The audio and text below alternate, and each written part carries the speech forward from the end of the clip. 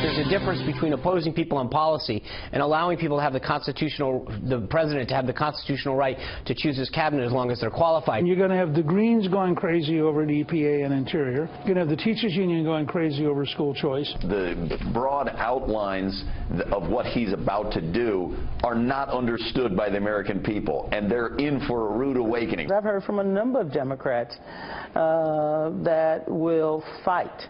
But there are also, other Democrats who are saying, look, put something on the table.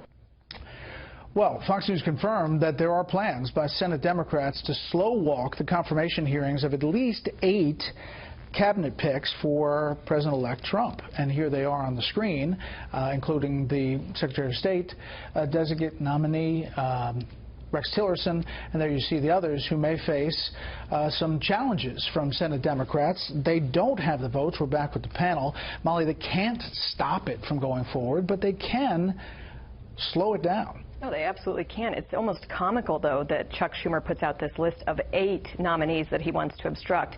Picking 1 or 2 would be one thing, but going after 8 is completely ridiculous. And it's worth comparing to what happened in the Obama administration. When Obama was inaugurated, the House had approved 7 of his nominees by that day. Another 5 came through that week. You had Senator John McCain and other prominent Republicans talking about the importance of giving President Obama the team he needed to get his work done.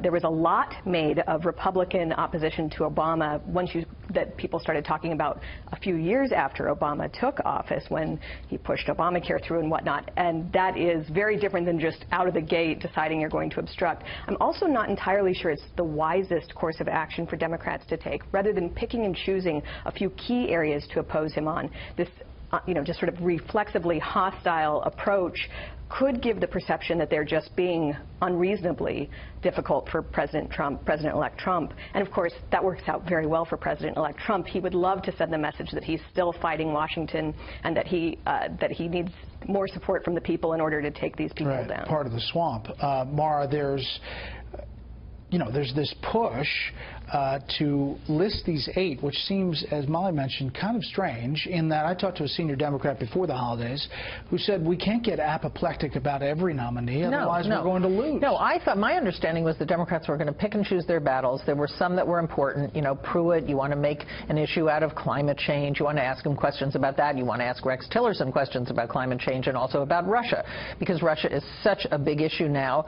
You want to find out as much as you can about what President Trump's policy is going to be toward Russia. Well, who better to ask than Rex Tillerson, Secretary of State, who's done a tremendous amount of business there and has been given this order of friendship by Vladimir Putin. That's what Democrats should be focusing on. Well, let me interrupt you. There are also a number of Democrats up for re-election in 2018 from red states where Trump could push the leverage. Yes, but I think that the pressure on them comes later. I don't know if it comes so much in these confirmation hearings, since Democrats can't stop any of these nominees and won't. I think that what they want to do is they want to get information out of them. Certainly they want to find out some financial information, because a lot of these candidates haven't put forward their tax returns or their financial disclosures yet.